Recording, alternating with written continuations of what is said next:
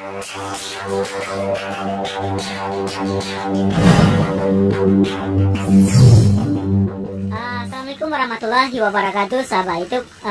Di sini saya akan berbagi sedikit kenapa banyak bagi pemula yang gagal budidaya ikan mas di kolam kecil. Nah, jadi di sini kalau timbulnya kegagalan itu karena kita tidak tahu seluk-beluk dan cara budidaya ikan mas di kolam kecil, sahabat YouTube ya.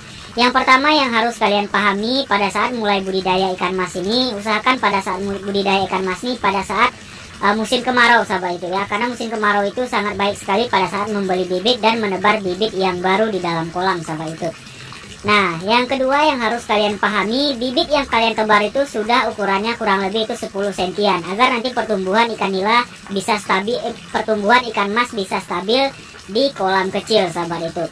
Oke, sebelum kita lanjutkan video ini lebih jauh, jangan lupa tekan tombol subscribe dulu ya, agar kita lebih semangat dalam berbagi ilmu.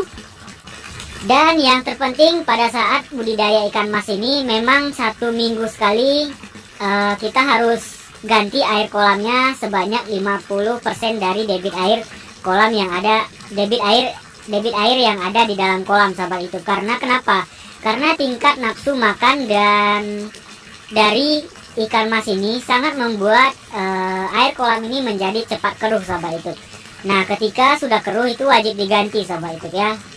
Dan juga itu berpengaruh dari segi pemberian pakan yang berlebihan dan didorong dengan ikan mas ini tingkat nafsu makannya yang tinggi, sahabat itu.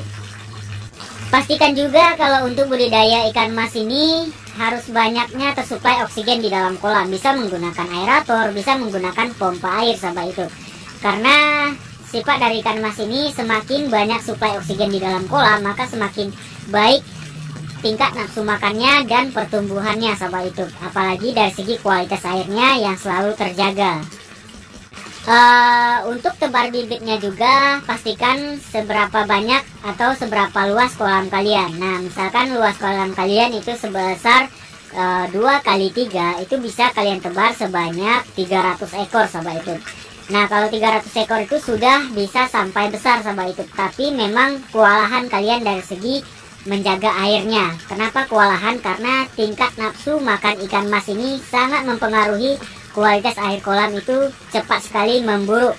Kenapa cepat sekali memburuk? Karena didorong dari pemberian pakan yang berlebihan dan juga nafsu makan ikan yang sangat tinggi, dan juga ikan mas ini yang sangat rakus dan bisa mempengaruhi kualitas air menjadi lebih buruk dari segi pakan-pakan tersebut, sahabat itu ya. Jadi intinya sendiri kalau untuk budidaya ikan mas ini, pastikan juga benih yang kalian beli itu bukan benih yang sembarangan, sahabat itu. Karena benih yang sembarangan itu banyak sekali benih-benih yang kurcaci, dan biasanya benih itu bisa kalian dapatkan di dinas perikanan atau di tempat pembudidaya yang memang sudah terpercaya gitu, pembenihan yang sudah terpercaya, agar nanti kalian tidak rugi dari segi pembesarannya, sahabat itu ya.